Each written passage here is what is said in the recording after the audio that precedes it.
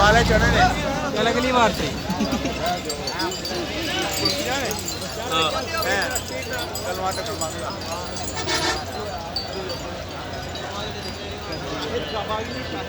भाई एक 20 वाली दही 20 वाली दही यार दसन फड़ के भाई एक 20 ले आई दूध वाली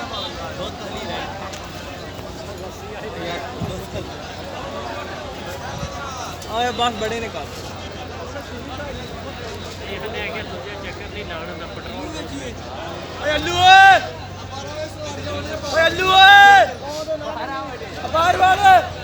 ਉਹ ਨਹੀਂ ਆਪਣਾ ਮੁਸ਼ਤਾਕ ਓਏ ਅੱਲੂ ਵੇਚੇ ਹਾਂਜੀ ਉਹ ਤੇ ਅੱਲੂ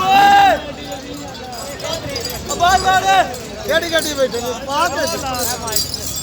ਅਗਲੀ ਧਿਆਨ ਦੇ ਵਿੱਚ ਅੱਛਾ ਇਹ ਉਹ ਜੁਲਾਇਆ ਦਾ ਡਰਾਈਵਰ ਬੇਲੀ ਨੇ ਕੋਈ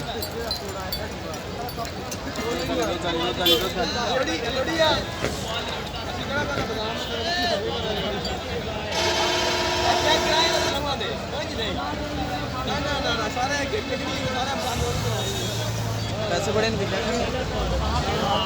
ਕੀ ਖਾਣਾ ਕੀ ਗਾ ਠੰਡੀ ਚੀਜ਼ ਹੋਵੇ ਤਾਂ ਵੀ कुल्फी ਰੇਵੜੀਆਂ ਉਹ ਵੇਖ ਉਹ ਜਿਹੜੀਆਂ ਨੇ ਮੱਟੀਆਂ ਉਹ मटियां